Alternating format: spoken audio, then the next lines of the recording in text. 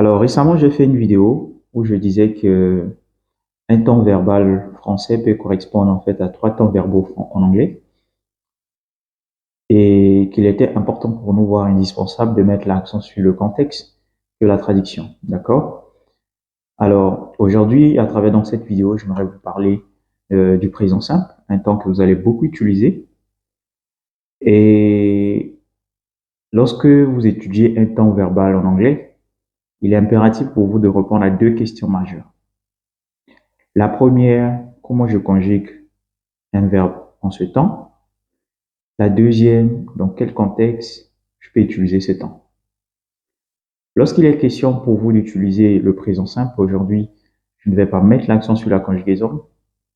Je vais donc partager avec vous le contexte, d'accord? On va dire les contextes, d'accord, dans lesquels vous pouvez donc utiliser le présent simple. Alors, le présent simple, vous allez l'utiliser premièrement lorsque vous voulez raconter vos actions habituelles, lorsque vous voulez parler des habitudes. Vous avez l'habitude d'aller au travail, vous partez au travail, vous avez l'habitude d'aller à l'école.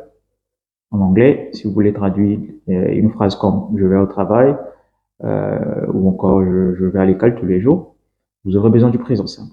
Donc, vous allez tout simplement dire I go to work or I go to school every day. C'est le présent simple. Et étant donné qu'on va beaucoup l'utiliser pour raconter les habitudes, vous allez voir qu'on va beaucoup utiliser les adverbes de fréquence pour pouvoir donc accompagner le présent simple. Vous avez beaucoup d'adverbes de fréquence, comme often, qui veut dire souvent. Vous avez generally, qui veut dire généralement. Vous avez usually, qui veut dire habituellement.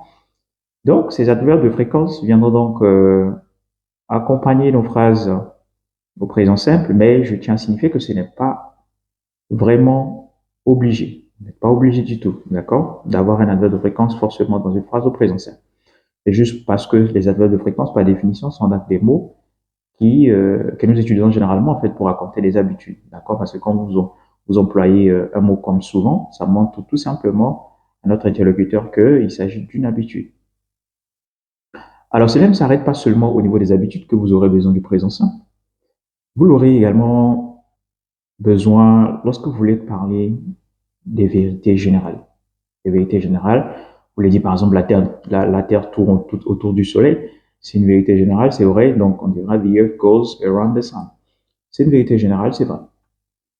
Le ciel est bleu, the sky is blue. On n'a pas besoin de chercher un autre temps en fait pour traduire une telle phrase. Donc c'est une vérité générale, on va utiliser le présent simple. Alors donc pour ne pas être trop lent, voici deux points déjà que vous devez comprendre, vous devez maîtriser. Dans deux contextes, vous aurez besoin du présent simple. Voilà. Pour terminer, un petit bonus pour vous. Vous pouvez aussi utiliser ça pour exprimer vos désirs, vos souhaits. Donc, si à l'instant T, je vais dire, je vais manger à loco, je vais manger à ticket, ce sera I want to eat a ticket, I want to eat a loco, so I'm not going to think a lot about the test that I'm going to use here, right? Thank you guys for watching the video. See you soon.